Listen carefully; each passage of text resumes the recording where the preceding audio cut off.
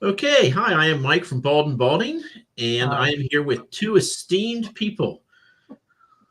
My co-host, Ro, take it away. Hey, how are you? I'm Rosaire. I'm cutting into Mike, and I think we need some music to lead us in or something, Mike. I don't know. And then we have our esteemed guest, Ben Kahn of Benghis Kahn Book Reviews, who is taking over all of BookTube in a ruthless, conquering fashion. Uh, Yes, with my 1,500 subscribers, we're uh, that gonna take it that's all one over. that's 1,450 more than us. That's right. Single step and all that. I mean, you've been at this for what, 5 years, 10 years? Yeah. Oh, me? No, just the booktube for about a year and a half, but I've been just enmeshed in reading modern fantasy and sci-fi for about 5 years now. I've been on a massive 5-year fantasy and sci-fi binge. I was doing a lot of heavy literary fiction, realist fiction, nonfiction before in my college and post-college days, but man, it's been a fun ride for me ever since discovering, oh, it wasn't just kid stuff. So yeah. No, that was my point. I mean, you've only been doing this for a year and a half. I actually knew that. So, and you've got 1,500 people already. So you're obviously doing something right and Oh, giving thanks. people some reason to watch. Right. So what's Yeah. your secret sauce? Yes, we're taking notes. Oh, okay.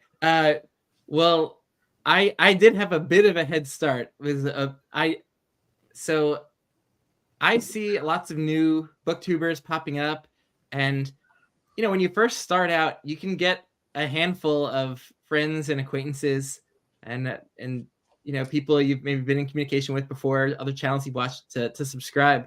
But a really small channel has huge barriers to overcome because people look, for subscriber counts as confirmation that this is worth watching, and so just getting the initial, I think, few hundred and into 1,000 can be so tough because just so many people will dismiss it. YouTube won't recommend it outside of maybe the smallest circles. So I did have a cheat, which is that I was a bit of a singer in my college days and played the ukulele and traveled around a few places where I was in singing groups and in the Pacific, and I posted some songs over the years when I was in college, and some of those got a lot of views. Yeah, And I so saw a couple of those. Like I 25,000. So I started with when I wanted to make a booktube channel. I've been watching booktube for years. Thought I'd finally throw my hat in the ring. I thought, oh, I don't want to just create a new channel. I know most of my previous subscribers won't want to see this book content, but I'll at least start with 500. And so yeah, I started with a bit of a head start, and I think it helped a good amount actually.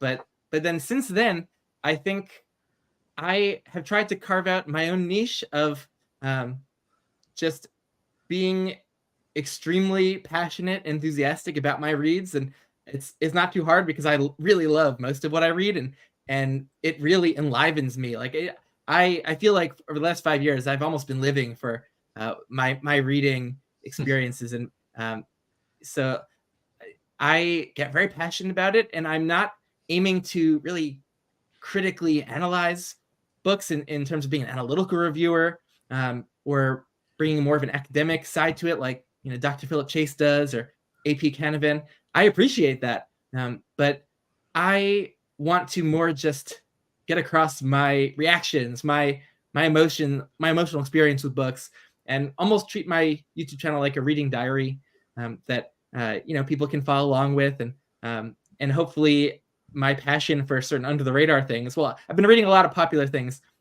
too, because I've just been wanting to get exposed to what is popular out there and the best the genre has to offer. And but I've also been having fun finding some under the radar things like Protectors of Pratani. Oh, over here.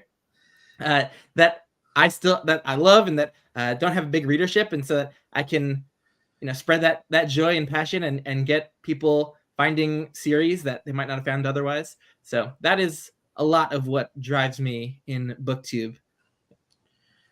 Okay, so I tell everyone it's our ice-breaking question, then we totally ignore it. So what is your book and what is your beverage? Oh, okay.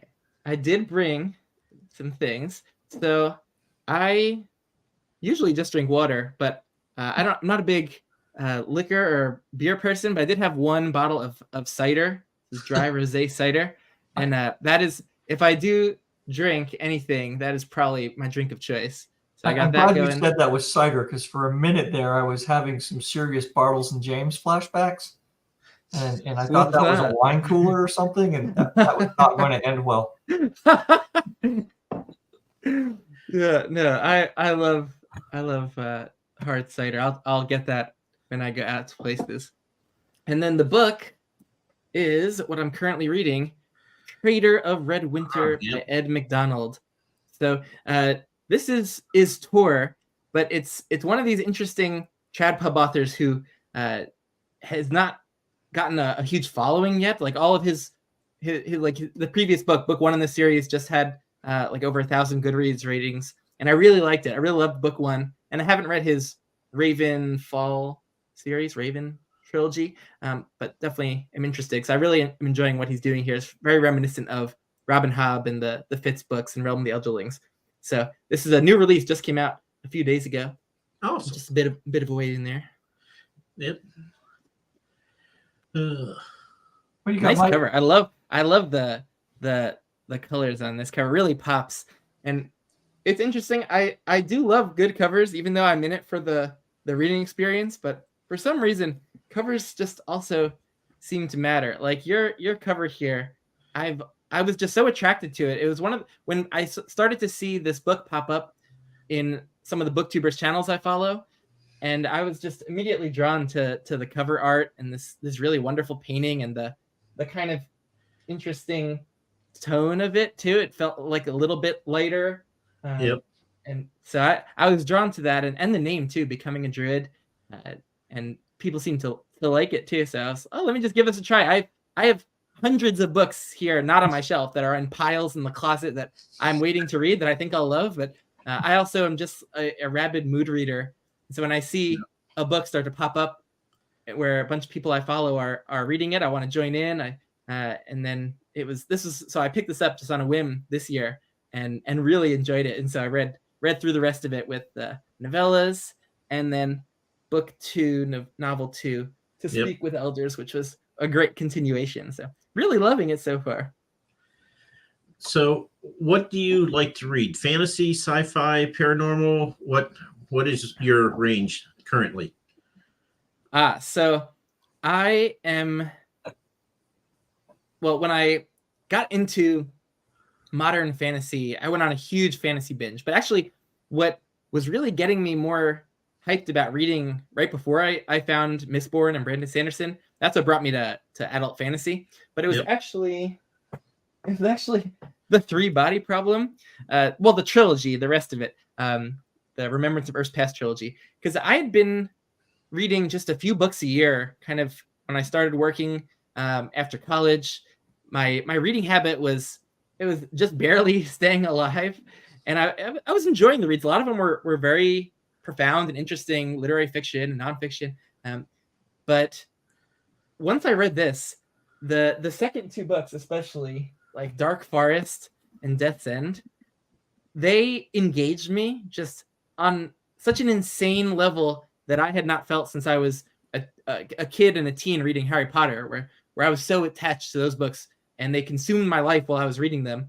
And this trilogy did the same thing for me as an adult.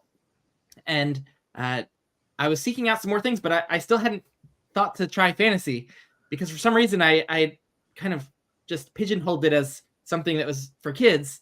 And so I was exploring other sci-fi, and I was staying over at my friend's apartment, and he only had a few things there, and one sci-fi series by John Scalzi, the Old Man's War series. Yep. And I liked it. I enjoyed it, but a lot of it was fairly just unimpactful. Like, it was okay. It was decently engaging, but didn't feel like the same as I felt while reading The 3 Body Problem, where like my whole life and emotional investment was tied up in the story. And then he tried to get me to read his favorite author, which is Brandon Sanderson. But I was like, I picked up Mistborn and it said ash fell from the sky. And I was like, oh no, this is so fantastical. Like, no. I need to stick to like hard science fiction.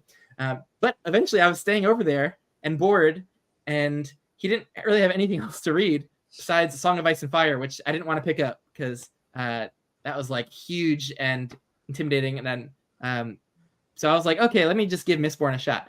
And I made it past the first page, and when I got through the first chapter, I was so hooked. I then just devoured the entire Mistborn trilogy, devoured the other Sanderson books that were out, Stormlight Archive books. I went on this huge Sanderson binge, and then tried some other things. The Magician's trilogy by Lev Grossman. I was so out of the community. I was just doing some internet searches on different forums, trying to see like, oh, what's a popular fantasy series now? And I tried the Magician's trilogy and loved it. I tried Temeraire by Naomi Novik and loved it.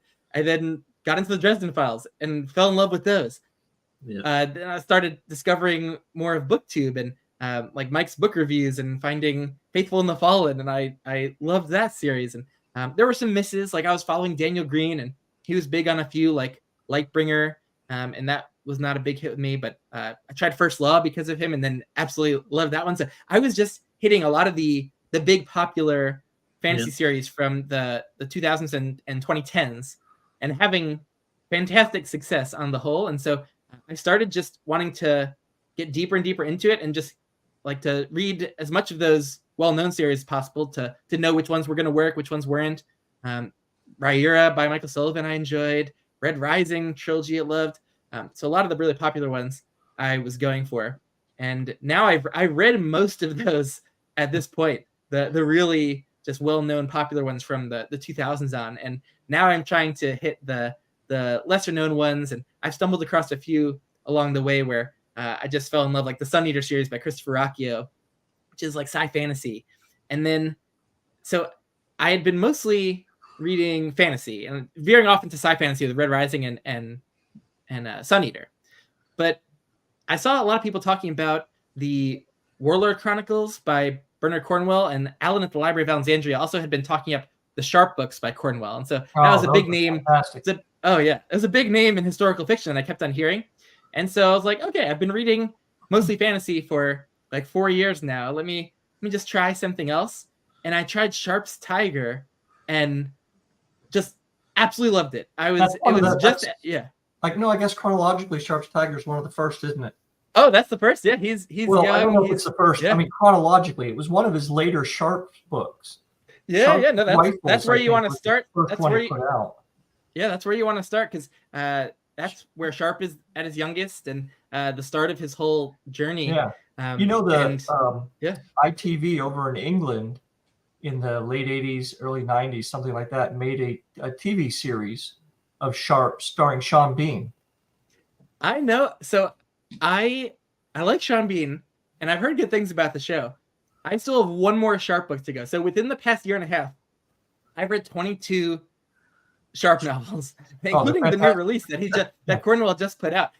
So I have one more to go. The last one chronologically, Sharp's Devil, which I think takes place like 21, 22 years after Sharp's Tiger in 1799. So the series like spans a good portion of Sharp's adult life. Yeah. And I will watch the TV show. I'm a little worried because I have my mental image of Sharp from thousands of pages, and I know once I watch the TV show, it'll just become the Sean Bean portrayal. It's like you know what though? It's very good, and characters like Hakeswill. I mean, they found a guy to play that part that was just fantastic. If you like Sharp, I also want to throw out there Alexander Kent, who wrote. It's kind of the same thing, the Horatio Hornblower series, I think. That's okay. Kent. It's kind of Sharp on the water, but I think it was written before the Sharp books, right? So it's kind of a naval version of the same type of thing, where the young officer or whatever kind of rises through the ranks during the same kind of the Peninsular War period of England. I definitely enjoy that time period because I read Temeraire, which is the Napoleonic War but with dragons. All right, and nice. So I do just tend to enjoy this time period for whatever reason. And is that the Richard Bolitho series? That might be it. Okay. Yeah, I just remember the name. We've got some Alexander Kent books upstairs. And Hornblower is another great series, kind of the same thing. Oh, great! I want to read more historical fiction because I've been loving Cornwell. So I've read most of Sharp, and I veered off for the Warlord Chronicles, which became definitely just some of my favorite books of all time. Enemy of God, just absolutely stunning, very emotionally involving. Love this trilogy. Cornwell just, I think, had a fun time with this because there's so few sources for 500 AD that Right. he basically just created his own Yep. fantasy epic around the mythology of Arthur. And I think Mike's kind of enjoying the same thing, using kind of like a real world historical background, but just as a jumping off point for your own fantasy epic. Yep. So like I love that, and but I've read about 30 Cornwell books, including Stonehenge, which is a fun standalone, and I still have about 30 more to go because he's been so prolific. Yeah, he's been at it a long time. His wife writes, I believe, as well. So I'm enjoying historical fiction, and I found that it hit a lot of the same notes that epic fantasy does, and that are what I really am loving reading these days, which are just extremely engaging plots that are suspenseful, that have a lot of stakes, where there's gritty action. I tend to really respond to that. I love that so much in John Gwynn's Faithful in the Fallen, and Becoming a Druid had that as well. And so I respond really well to that. And then I also find it very easy to immerse myself in the settings and the POV characters and empathize with characters. So I rarely find POV characters that I don't find engaging. I just find it so easy to just fall into their shoes and inhabit their lives and worlds. So writers almost can't go wrong with me with creating their characters. So I'm reading really those three genres right now, and I for the foreseeable future I don't see myself stopping because I'm just having a blast and just reading so much more than I was when I was just doing the heavier, more realistic literary fiction, the more contemporary stuff or the classics. So what's your book budget, Ben? It's way larger than it should be. So I'm trying to slow down because I run out of space, and I only have like 3 shelves here and a closet that's now full. So I just love collecting. I've always loved collecting, and now I just have a real target for that collector's urge. But I also just love physical books too. Like I have a Kindle that I got recently, and I just never get the urge to pick that up or use it. I love reading through physical books and seeing them on the shelf and being able to peruse the shelves. So the book budget, I don't keep too careful track. I shouldn't be spending much on these, but then again, I try to be a little bit wise and get deals. So like a lot of these Wheel of Time hardcovers, like I got most of those on discount sort of sales through websites like Book Outlet, or if I ever saw them pop up cheap on eBay. So I look out for deals, and I try not. Especially, you can always find it like yard sales and Goodwill and stuff like that. Yeah, and the used bookstore. So I'm a used bookstore fiend. I just love going to used bookstores and getting big hauls, and for $100, just getting a whole big box of books or a few big bags. And this new release. So I'm trying to limit myself on new releases, especially because I like reading whole series. But I got book 1 last year, so I wanted to continue.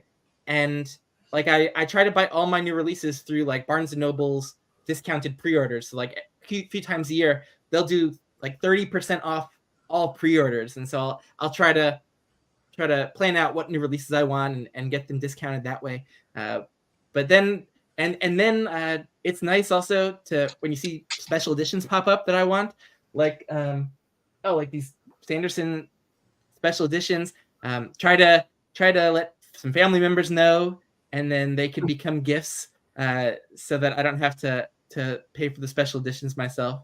But it's a struggle a bit and the wife doesn't always get happy when she sees new books arriving out of the blue. You ever do like a book haul video or anything? Oh yeah. Oh, yeah. I typically just have struggled to find the time and energy to create like non-standard or non-routine videos on my channel. So the ones that have been just I've consistently been able to put out are kind of my reading diary videos, like my mid-month updates or monthly wrap-ups, and then my book hauls have also been some of the most routine because I release book hauls pretty routinely to show off everything I've been getting. I just enjoy looking around for things that I want, for buying them, for receiving them, and going to the bookstores, taking them home, and then showing them off and seeing them on shelf. I enjoy it all. So yeah, the book hauls are a big part of my channel. Cool. Hey, we have something kind of interesting, at least different, Mike, I'd say. Yeah. Yeah. We have people watching. We have interaction. Commenting. Hey. So we're going to call out Drew. Drew, how you doing? Yeah. Thanks for writing in. I'm curious, Drew, where you're watching from. And he has a question for you, Ben. How many unread books do you currently have? I could have sworn I heard you say at some point this year you had over 600 or something. Yeah, so it was I knew that my book buying was getting out of control, and it was happening so much. It was happening so much faster than I was reading, and I knew that I should start to keep track of it. So early this year, I cooked up a spreadsheet and decided I would catalog all the books that I have physically, and just divide them by ones I've read and ones that I have not read yet. And the not read list, which has still been slowly expanding. I've been wanting that number to go down this year, but it's been slow. But at least the growth rate has slowed. But it's getting close to 700 books on there. I'm not sure exactly what it is, but the unread physical books that I have, and a lot of that damage is from used bookstores, where I'll just pick up bags of books that I think, oh, this author's on my radar. Let me grab this whole series.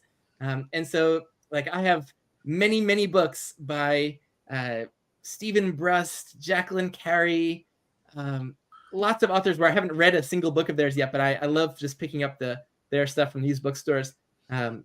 So yeah, so Drew, it's like 670 something around there. We can get to 1,000 before the end of the year. Yeah. Well, that's great though, because your Christmas list is done, right? Anybody can get you a book and it's good. Oh yeah. I'm sitting on so much though that now I feel like guilty when I get new things, because I have so much that I should get to here that I've spent money on, or other people have spent money on for me. And so I do get a little guilty, and I have this urgency to get through as much of this as I can. But if I'm just reading 80 to 100 books a year, I'm just like, oh my God, the math of just getting through the current books I have is maybe 7 years down the road. And then I'm going to be continuing to get new books there. It gets overwhelming. How fast do you read? Okay, so I read fairly quickly, although I wish I had more time to read, because a few times in my life where I did not have work, I didn't have family obligations, I've had some few moments like that where I could just spend most of my waking life reading, and then I could just get hundreds and hundreds of pages done every day. Oh, thanks, Drew. Yeah, I've been doing a countdown of my 30 favorite audiobook narrators, and I should be releasing the next one soon. So one of the things that helped me start to read much more was getting into audiobooks. So I did it just a little bit here and there after in my post-college years, but once I started getting into fantasy and I shifted to listening to audiobooks instead of listening to like sports radio or watching TV or playing video games when I was commuting or traveling or just having downtime. Playing video games while you were commuting? Wait a minute. Let's... Oh yeah, it's the Nintendo Switch. Northern Jersey, he's doing. You drive and do that? I've seen people read newspapers driving.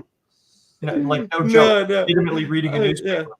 Oh no, this is just taking the bus or the train. Oh, okay. All right. I was working an hour away from my house in New York City, and so I would have long commutes sometimes for a few years. I had long commutes where I was just lying down on a bus or just relaxing on a bus or a train, and then sometimes like going into the subway for a while, walking around the city to get to my learning center where I was working.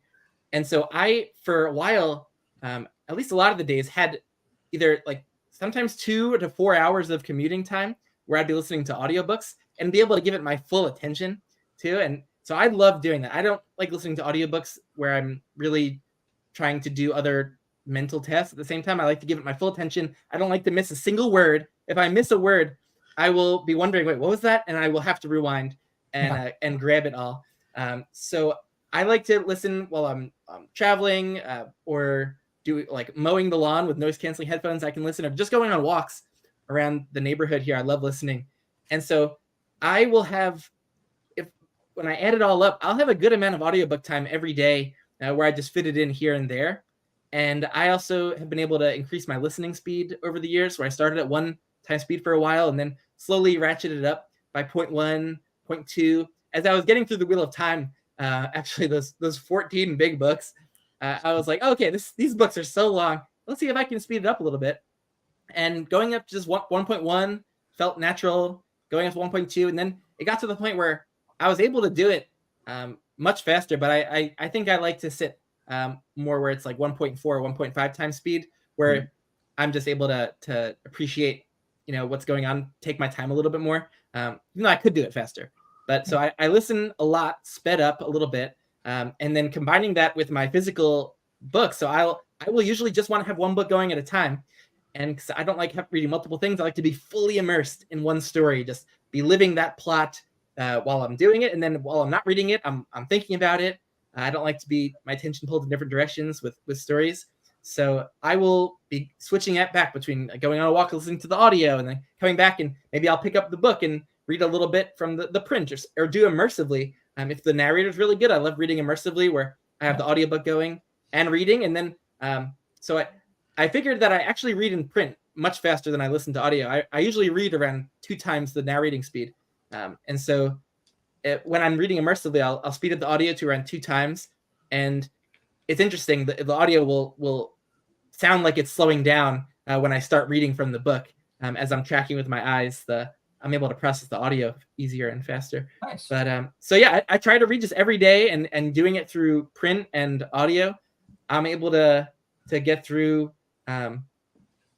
Usually, let's see, the last couple of years, I'm probably averaging around 40,000 pages a year. Oof. So that's like, yeah, that's pretty good. What, like 3,000 something pages per month.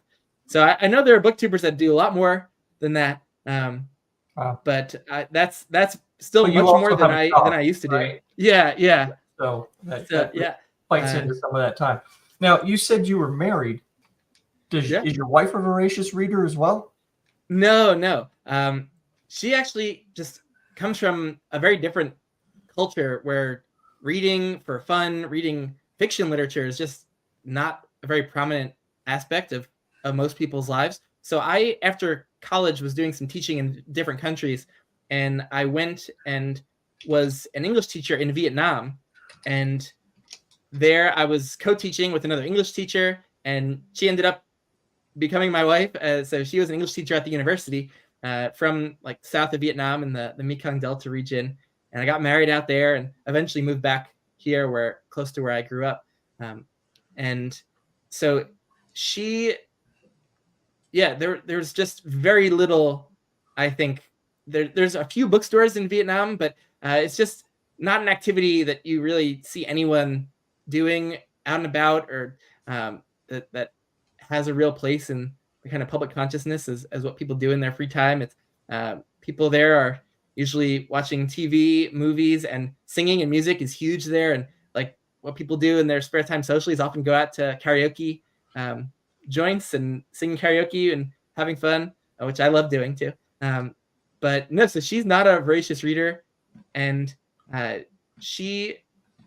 English is a second language for her. So she's actually enjoyed, like, I've had some more like middle grade stuff that I've given her that I've just had from when I was a kid, like Goosebumps. She likes horror movies, so she enjoyed reading some Goosebumps books. some like child's like fairy tale style things. I have to still work to find, I think, more of the right things for her, because she has enjoyed when we found that, but it's not something that she will really reach for on her own. The Hobbit. Give her The Hobbit. Oh, Ooh, yeah, I do. We do love the Lord of the Rings movies. So she does love fantasy, I know, because she just absolutely adored the Lord of the Rings movies, and I got to watch them with her for the first time. She grew up in a town that didn't even have a movie theater, so like, you know, if she would have watched them, it would have been on TV, but she had never seen them. And so I got to watch those with her for the first time, and that was very special because they're some of my favorite movies, and she loved them, and we've rewatched them, and so she has watched the Hobbit movies. We did get to see those in the theater together, which in the end was a net negative experience for me. Yeah. But I think she enjoyed those at least. because they Oh my God, they were so bad compared to what they could have been as just a single film adaptation of the short Hobbit book. You are absolutely right. Oh my God, yeah, what Have a you missed seen opportunity there. Have you seen the 1970s cartoon of The Hobbit? Strotoscope one, No, Yeah. I forget what it is, but Brass it's Banking. I just remember it came out in the 70s, but it's Yeah. dead on The Hobbit. It follows the plot. Ooh. It is absolutely wonderful. Oh wow, okay, it's- I'll have to check that out with the wife. I mean, again, it's 70s animation, so don't get your hopes up too high, but it does follow Actually the pretty plot good. religiously. Oh, So no, with those your- movies were so disappointing. But oh, sorry, yeah, go for it, Oh, Rose. sorry. With your channel, so you've been growing that pretty well. You like you say, you started just over a year ago with like 100 or so, kind of, and you're up to well over 1,000 subscribers to that now. How much do you find that the channel is taking more of your time as you grow your audience? Yes, yeah. Well, I want it to take up more of my time. I see other channels growing much faster. Even newer channels like Matt's Fantasy Book Reviews just grew just exponentially so fast, just pumping out reviews almost on a daily basis. And I see other channels just catching on really quickly with really in-depth, thought-out content. Like the book guy over in Australia, like he just started releasing like 30-minute long breakdowns of series where he just took you through like every aspect of a completed series, and like it just was its own little niche that BookTube hadn't filled, and he immediately like started grabbing like thousands of subscribers. So I have ideas for things I could be doing, but filming videos, like even just thinking about like the script, like I film almost always just extemporaneously, so I try not to script. But even just beforehand, running through my thoughts to try to organize them, that takes time. Just the filming process, you know, it's a time where I need a quiet house, and I got to figure out lighting, because usually I just try to film during the day with natural light, and so I feel like there's so few windows during the week that I can film. And then editing, I never did any filming or editing before in my life, and I never realized just how time consuming the editing process was. Just going from filming to, you know, transferring it to my computer and editing it, and then rendering and uploading and doing the thumbnails. Like, as a whole process, just putting out videos is so much more time intensive than I ever would have guessed beforehand. So that's why we do this live now. Yeah. I would love to be doing just videos more often, and to have more ideas, and to, you know, do more consistent book reviews for everything I'm reading. But I know that I could be growing more with more consistent videos, but I've tried so hard to at least get a video out once a week, at least average around once a week. And when I can get out two, I try to do that. But it's fun though to just see my normal viewers and commenters just to be there in the chat commenting about what they're reading and seeing my updates. And even if I don't go anywhere from here, it's still fun to see a few people engaging, and to keep my video diary and show off books on my book hauls and do the year-end lists that I love doing. I love talking about my top 10s and my most disappointing and doing tier lists. Like I enjoy thinking about my reads and reflecting on them and ranking them. And so, Mike, I think you saw my updated fantasy and sci-fi tier list video where I was putting the Protectors of Britannia on there. Oh yeah. So I love doing like rankings and videos. Where did it rank? Yeah. What tier was Mike in? I think they were right in the middle of the solid B tier, where everything in there I really enjoyed and liked. So you didn't want to be in my tier list. You don't want to be in the C tier. That's where they were starting to get just to be not very memorable or not so engaging, or I had major issues with them.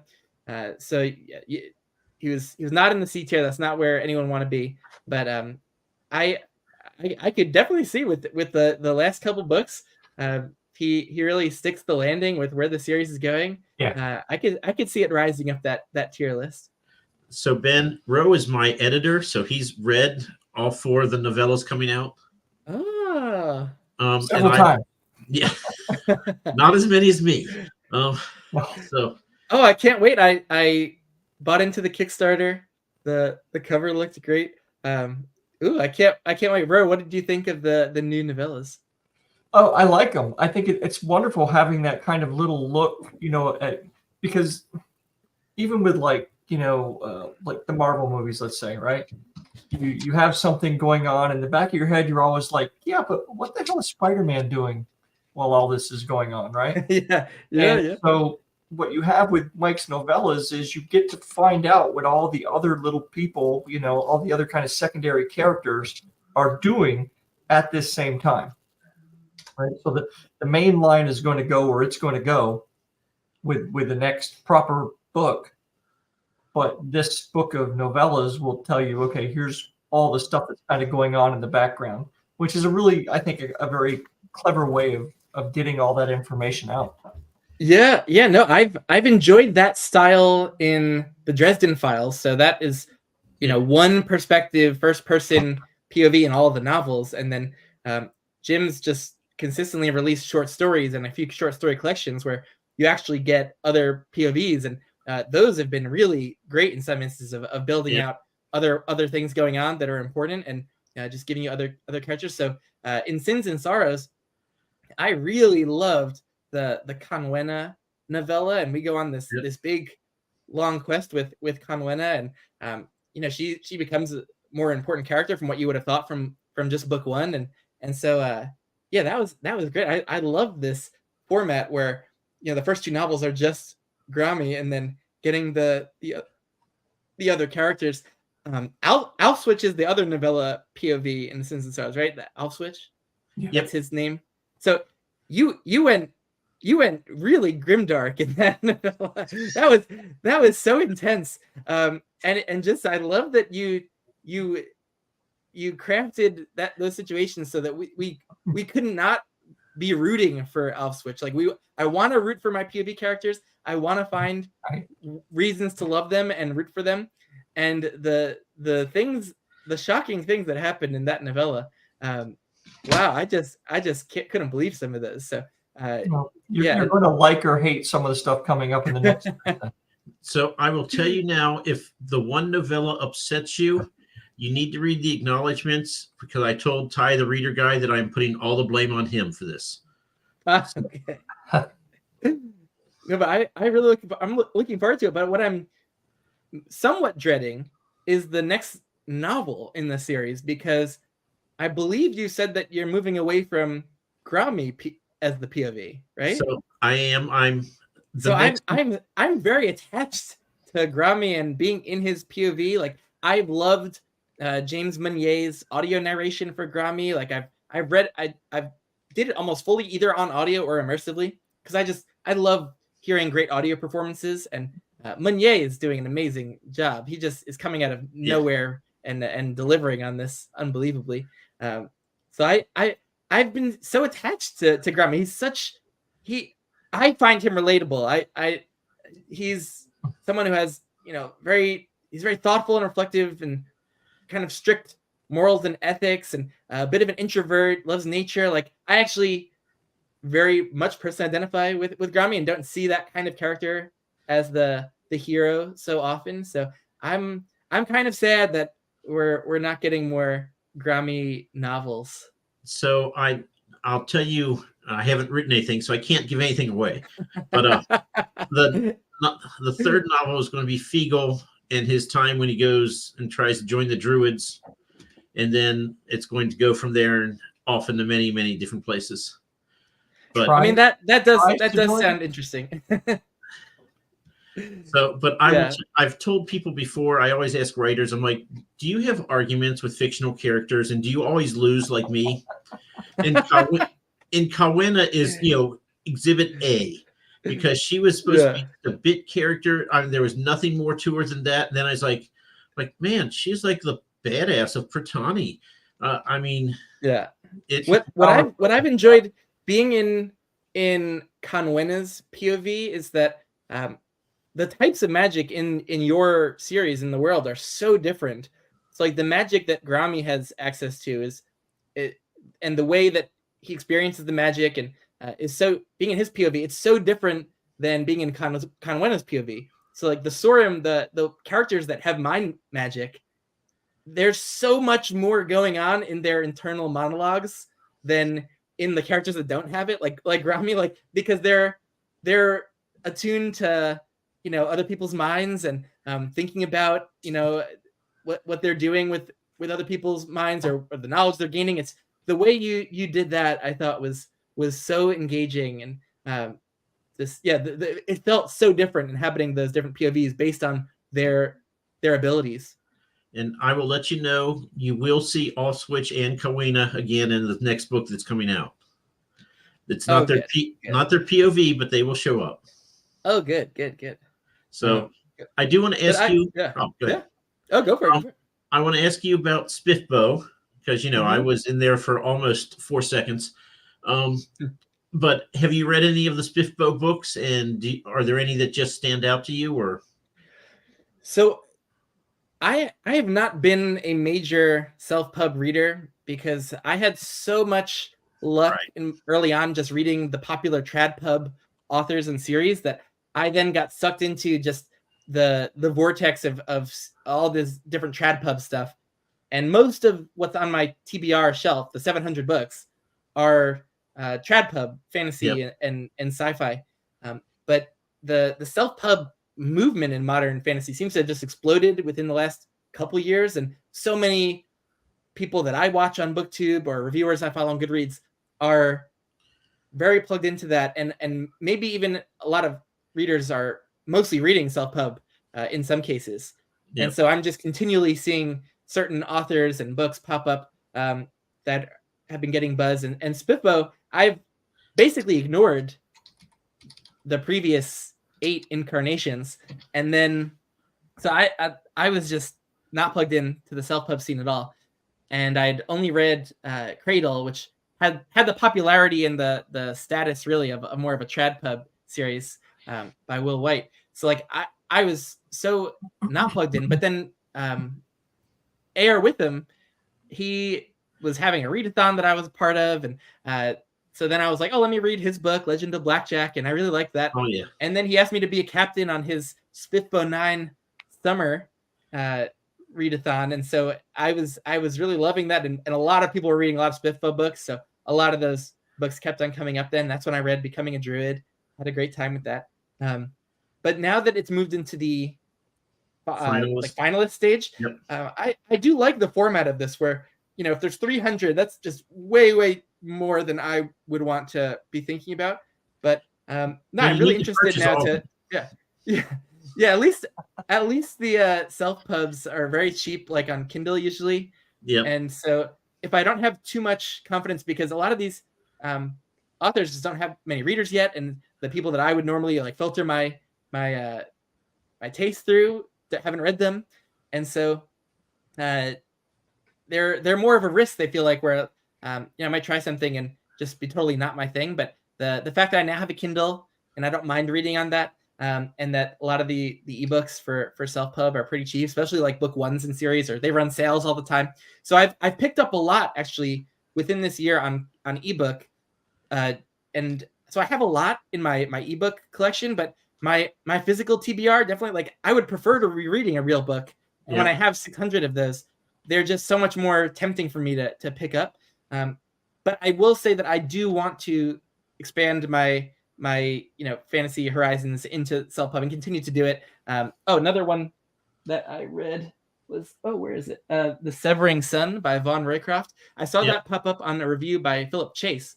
And so he's one of these people that I kind of religiously follow and respect, and my taste often aligns. So when he liked it, I was like, oh, there's a self-pub I now have some faith in. And I really liked it. And then, what's cool about this smaller community of self-pub is that, authors are more communicating with the readers like you are with me now, which is so cool for me.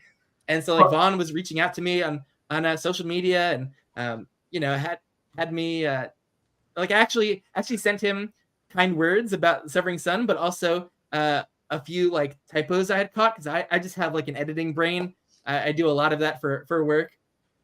And I thought I would be helpful. And he actually was happy that I had caught some things. And he sent me out an advanced reader copy of book 2. And so I kind of just, had a go at being like a beta reader and proofreader. And Vaughn was very appreciative for the feedback. And I have the Bold Ascension now, and I see some changes already, like a whole new chapter. And who knows, it might've been partly because of some of my feedback. So this is like author involvement that I would just not be able to have with, Brandon Sanderson. So that's a really cool aspect of it. So I do want to continue just to make sure that I read some self-pub and mix them in. And it generally does feel different than the trad pub. Like it feels, just like they're doing certain things that trad pub editors or publishing houses just, wouldn't feel as safe doing. They're just weirder. Putting out more than one book every 2 years. Yeah. Yep. There's that. And as a series binger, I would appreciate that, because even though I read book 1 in this a year ago, like my memory for a lot of the intricate plot details and the world building is a little shaky from a year ago, and we pick right back up. And I'm not as immersed and as clear on everything as I would be if I were just kind of reading these back to back. So that, I do like to binge and like to have new books very quickly, which is very nice about self-pub. So I will be definitely looking into the finalists and seeing which ones appeal to me, and trying to read some more from the Spiffbo 9 group. And but it's tough just because I have so many. I have hundreds of books that I'm excited to get to. I just don't know how to prioritize them. So I do have a recommendation for you. Ooh, I am reading The Fall Is All There Is by C.M. Kaplan. It's one of the finalists. Phenomenal, and it's on audiobook. Ooh. Okay, that's another thing that I also like. So I always love to listen and read at the same time. So if it has an audio, that's a huge boon for me. The Fall Is All There Is. Another kind of a nice thing about the indie community, the author community, is if you ever decided that once a month you were going to do what we're doing now with you, and interview an indie author, I think you'd have people beating a path to your door to be able to sit down with you for 15 minutes or whatever it is. Beard of Darkness. Talk about craft, or talk about their books or characters, or any part of that. You could start a movement within the booktuber universe.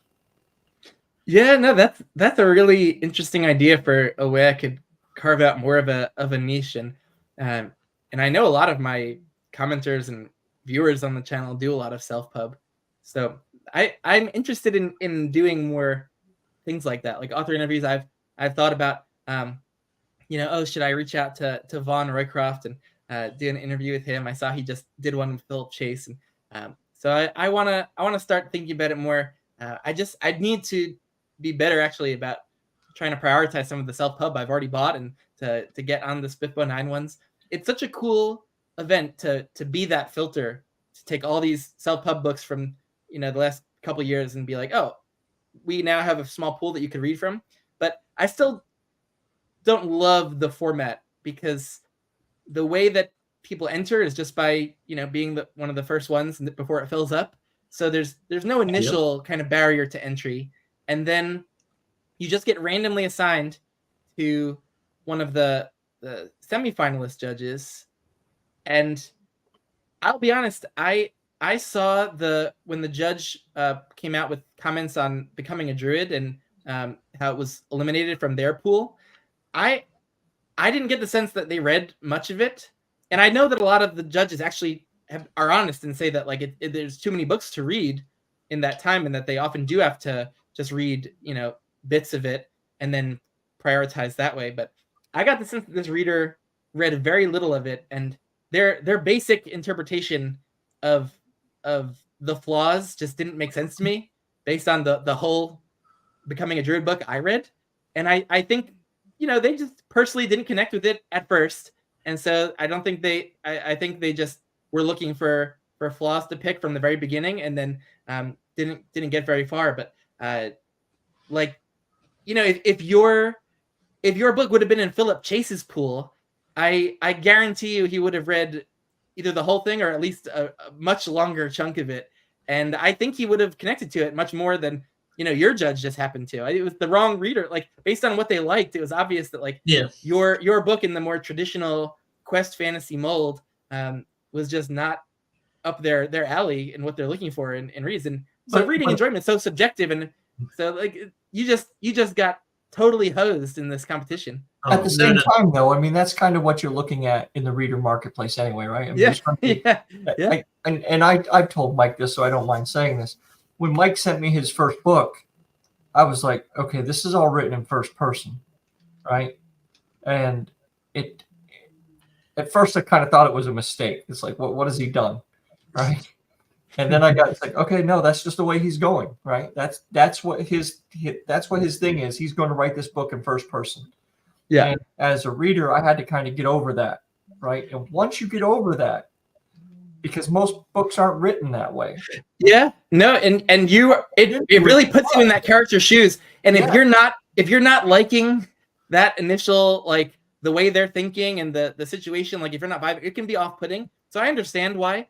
I also found myself taking a little bit of time to really fall into it and connect to it. Like, I enjoyed the animal transformations in the first chapter. It starts with this interesting kind of a magical action scene, and there's this seemingly real conflict or fight between an apprentice and a master. So it's like thrown into this interesting dramatic scene. A lot of magic is happening, and but I found myself because it is, maybe you're right, because it is that first person perspective. It does take a little time, I think, to fully fall in and understand kind of the way Grami's mind works and his whole situation. And I'd say maybe, halfway into that book is when I really started to vibe with it and to get really invested in it all. And so I can understand it. Yeah, it's just still like the flaws that they point out, I felt like truly were not actual flaws of the book. Maybe a flaw within the first chapter, or just an experience that was had by someone who wasn't vibing with the first person perspective in the first chapter. It's weird too, though, that people, I mean, and it's understandable, but it's still kind of odd when you think about, they'll look at a book, someone's book, first book, right? And they'll go, okay, I don't like this. And they'll never go back to that writer again. But like any other skill, the more you write, the better you're going to get. And first book is still the first book, right? It's their like debut of coming out as a writer and saying, here, this is what I've put together. And I don't know an author yet who hasn't, 10 years down the road looked at their first book and went, yeah, that actually wasn't that great. Oh yeah. I mean, Cornwell, I'm lucky I started with him with Sharp's Tiger. So he wrote that just in his writing prime, like in the late 90s. Like he had just finished Warlord Chronicles, I think, and already written like 15 Sharp books. So I started Cornwell with, maybe his 40th book, and it felt like a master work. Like he just had such control over everything. And I then was making my way through the Sharp series and eventually made it my way chronologically to Sharp's Gold, which might have been 8th, 9th Sharp book. I'm not sure. But the first one he debuted with, his first ever book from like 1981.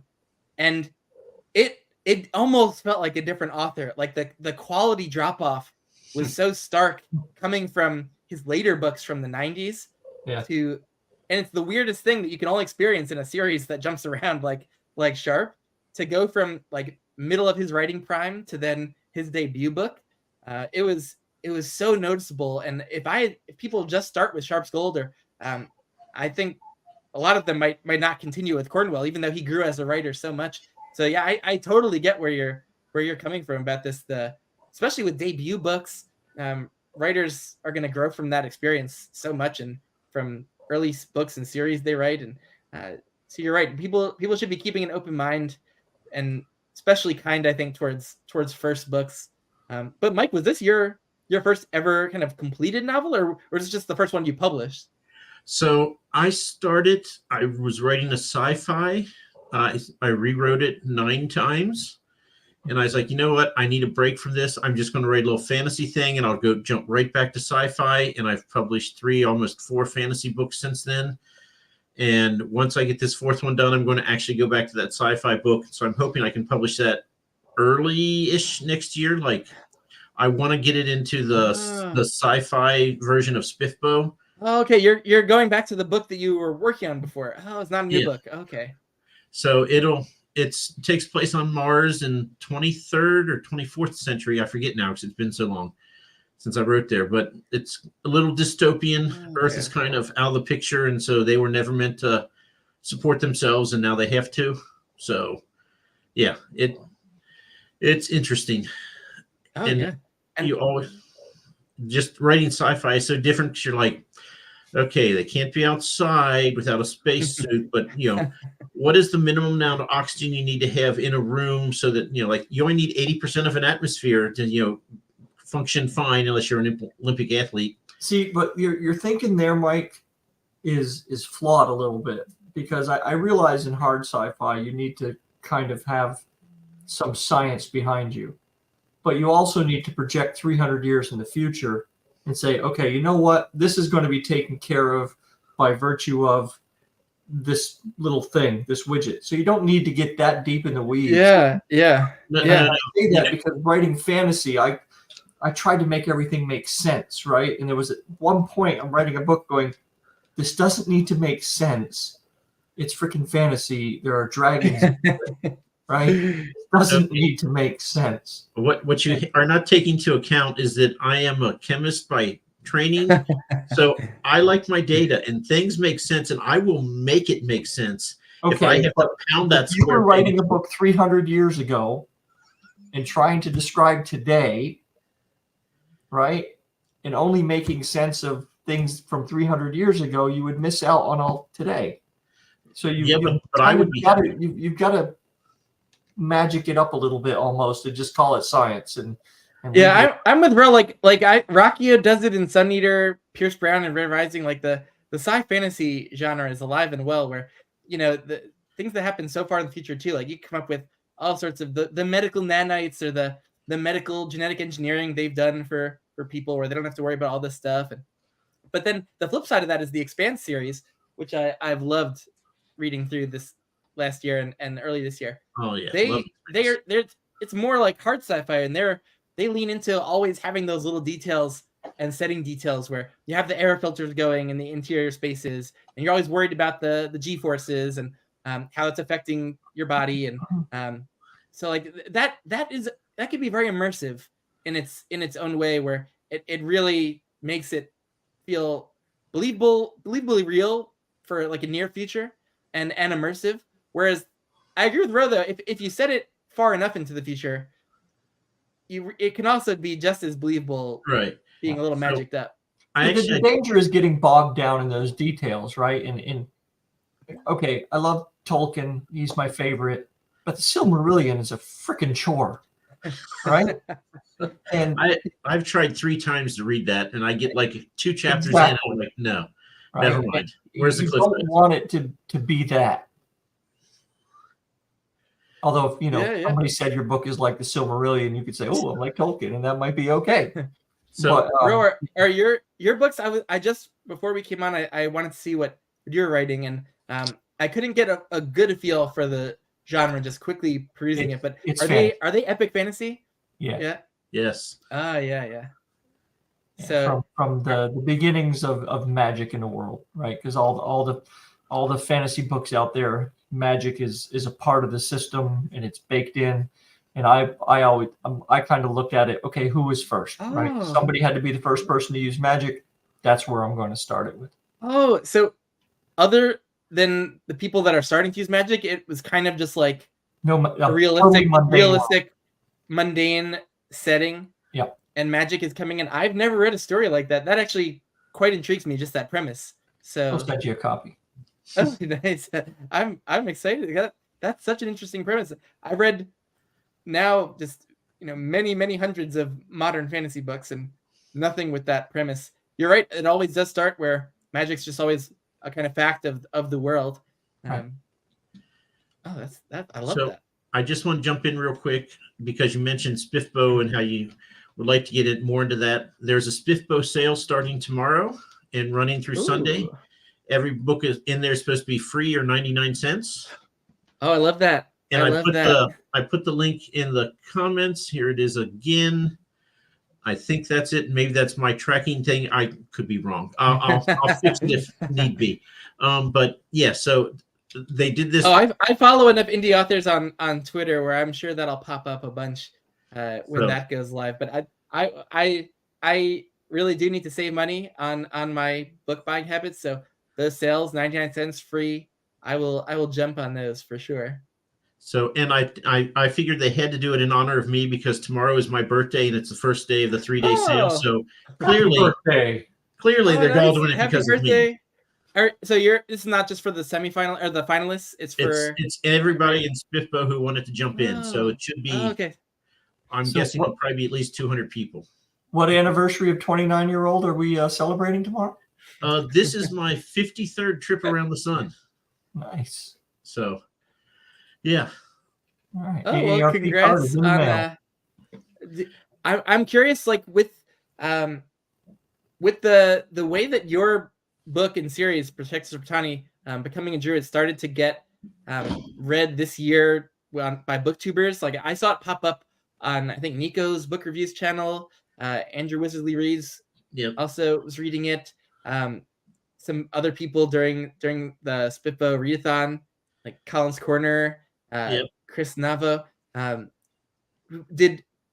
that was probably a big spike in readers for the books and series. But I'm just curious, has there been like a continuing kind of interest beyond that, or what have you seen kind of interest in the series wise? So last year I did a lot of advertising and I lost a lot of money, but I did get people to buy my book for 99 cents. And so this year I just cut that all out. I said, I'm not throwing any more money at Jeff Bezos. He doesn't need it. Yeah. And instead I said, you know what, I will reach out to booktubers and I will send them my books instead. In lieu of advertising and losing money on Amazon, I will just send physical copies to whoever. So that helped. I mean, the booktubers, I have a graphic now. I have 12 booktubers who have read my book and they've given them star ratings. You're on there. That I have now on my table when I go to Comic-Cons and say, hey, here's the video. I have a little QR code. You can do the QR code and go straight to the video and see it. So a lot start with Spiffbo because I joined Twitter then and actually started, networking like you're supposed to do that I've always hated. Yeah. But oddly enough, with other authors who are introverts, it's fine. But so this year I'm actually doing better than last year and I'm not advertising. So I'm curious next year because I won't have an entry in Spiffbo. So will my profile still be raised or will I fall back into oblivion? I don't know. We'll see. And we'll just adjust. What? I know you both do a lot of conventions, but that's something I've yet to try. And I got to figure out if there's any good ones in this area. I wasn't able to go to the New York City Comic-Con this year or yet, but I want to do that. But do either of you go to any conventions in the kind of New Jersey area? I looked at New Jersey, but it's a little expensive for me with only having 3 books It's like I want everything, and I started when I just had one. It's like I'll take everything you have. Okay, that's one book. That's hard. 3 books is better, but I'd like to be like Roe and have 8 books out there. Even with 8, once you have to start adding hotels into the equation and buying, the table costs, especially at a big show like New York, table costs are probably going to be anywhere from $500 to $1,000, right? Yeah. And once you start doing that, you look at the number of books you need to sell just to break even. This year, and Mike will probably back me up on this. This year, with interest rates going up and all that other kind of stuff, and the cost of everything going up, there's still people at the shows, but they're not spending as much money. Right? Oh, interesting. So, okay. Right, there's a certain economics to this, especially if you're an indie, that you really have to pay attention to. Now, there's always value, right, in going out and meeting people and talking to them and being able to talk about your book and etc. But at the end of the day, you do have to, fill out the spreadsheet and say, okay, what happened there, and yeah. The difference between Roe and I is my hotel cost comes from my fictional vacation budget, so therefore my numbers always look much better. Yeah, and Mike also doesn't have anybody at home to answer to him on where that money's going. Yeah. Well, that's why I have a mannequin behind me, because I don't have anyone to tell me not to. I don't want to know. Hey, I'm looking up in the left corner, and Ben, I want to thank you for spending an hour and almost 7 minutes with us. Oh, my pleasure. Next week, we have from Texas, David Hopkins, who is the author of The Dryad's Crown. That's the book you should check out, Ben. David's really good, and you'll be seeing his name, I'm sure. Oh, I'll try to catch the live going chat forward. But yeah, real interesting guy and a great book. He released it originally as a series of novellas, and then with the full intent of packaging it together as one thing.